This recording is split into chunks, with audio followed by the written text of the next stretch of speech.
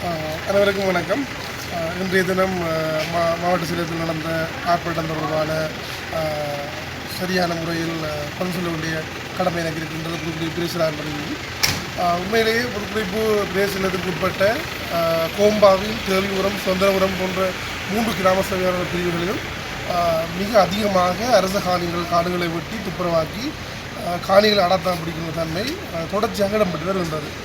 இந்த பிரதேசத்திலே யுத்த காலத்துக்கு முதல் அல்லது கடந்த காலத்திலே கொடுக்கப்பட்ட ஸ்கீம் லேண்டு, என்சிசி காணி உட்பட எந்த ஒரு காணிகளுக்கும் நாங்கள் நடவடிக்கை எடுக்கவில்லை.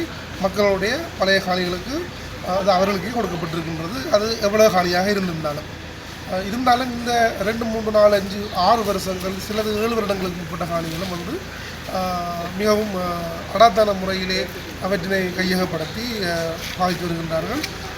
1 ஏக்கர் தொடக்கம் கிட்டத்தட்ட 37 வரை சில நபர்கள் பிடித்திருக்கிறார்கள். இதில் உண்மையிலேயே அரசு உத்தியோகத்தர்கள் இருக்கிறார்கள், பல வியாபாரிகள் இருக்கிறார்கள், அதே போன்று மணல் விற்பனை செய்கின்ற பெரியவர்கள் இருக்கிறார்கள், சமூக மட்ட அமைப்புகளிலே பதவி தாங்குகிற ஆக்கள் இருக்கணும், அதே போன்று சில இடைகளும் இருக்கிறார்கள். இப்போ அவர்களை நாங்கள் கூப்பிட்டு கருத்த இடத்துல அவர்களுக்கு ஏற்கனவே அனைவருக்கும் வேறு காணிகள் பெர்மிட் கொடுக்கப்பட்டிருக்குது.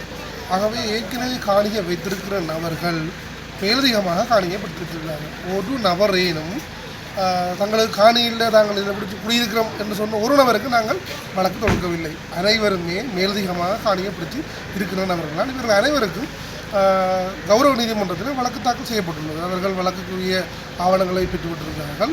அதன் பின்னர் நம்மோட பலமுறை விளையாடி இருந்தார்கள். அந்த வழக்குகளை மீளப்பெறச் சொல்லி உண்மையில் எங்களோட பிரதேசத்திலே 1700 நபர்கள் இருக்கிறார்கள் இதுவரைக்கும் காணி இல்லாத மக்கள்.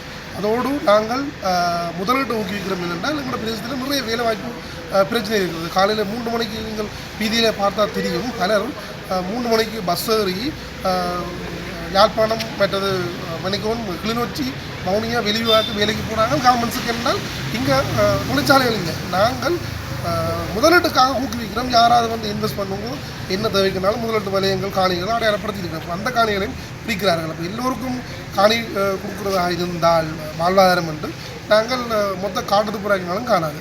உண்மையிலேயே அனைவருக்கும் குடியிருக்க காணிகள் கொடுக்கப்பட்டிருக்கின்றது. ஏனையவர்களுக்கு ஏனைய தேவைகளுக்கு தேவையான வசதிகள் கொடுக்கப்பட்டு கொண்டிருக்கிறது. குத்தகைக்கு தேவையானவர்களுக்கு காணி கொடுக்கறதுக்கு வசதி ஏற்படுத்தப்பட்டிருக்கின்றது. ஆகவே தொழில் முயற்சியாளருக்கும் 1200 நபர்களுக்கும் நாங்கள் காணி கொடுக்க வேண்டிய தேவை புதுக்குடியிருப்பே இருக்கிறது. ஆகவே இதை தாண்டி நாங்கள் எந்த ஒரு வறிய மக்களுமோ அல்லது யாரையுமோ பாதிக்கக்கூடிய அளவில் எந்த நடவடிக்கையும் எடுக்கவில்லை. நடவடிக்கை எடுத்த முழு பேரும் இதுவரைக்கும் 66 வழக்குகள் போட்டிருக்கிறோம். 4 வழக்கு கடந்த வெள்ளிக்கிழமை தாக்கல் செய்திருக்கிறோம். இன்னும் ஒரு 100 வழக்குகள், அதாவது இந்த பிரதேசங்களிலே அதிகளவான காணிகளை பெற்று வைத்திருக்கிறவர்களுக்கு வழக்கு தாக்கல் செய்ய நடவடிக்கை எடுக்கப்பட்டிருக்கின்றது. எந்த ஒரு குடிமக்களும் பாதிக்காத வகையில் நாங்கள் எடுத்திருக்கிறோம். இங்கே இன்று கலந்து கொண்டிருந்த அனைவருக்கும் வேறு இடங்களிலே காணிகள் இருக்கின்றன. யாராவது எங்களுக்கு காணிகள் நிரூபிக்கும் பட்சத்தில் நாங்கள் கண்டிப்பாக வழக்கினம் விடப்படுவோம். ஆனால் அப்படி யாருமே இல்லை. நாங்கள் நீண்ட ஆய்வின் பின்னர் அந்த வழக்கில் தொடர்ந்துருக்கிறோம். மற்றது நாங்கள் பார்க்க முடியும், எங்களுடைய கூகுள் சேட்டலைட் வரைபடத்தில் 2009ஆம் ஆண்டுக்கு முதல் ஏதாவது காணிகள் பாதிக்கப்பட்டிருக்கான்றது இலவசமாக கூகுள் மேப்பிலே பார்க்கலாம். நாங்கள் அப்படி ஆய்வுகள் செய்த பிறகு தான் நாங்கள் சரியான முறையில் நடவடிக்கை எடுத்திருக்கோம் என்பதை நான் பொறுப்போடு அனைவருக்கும் அறிவித்தார்.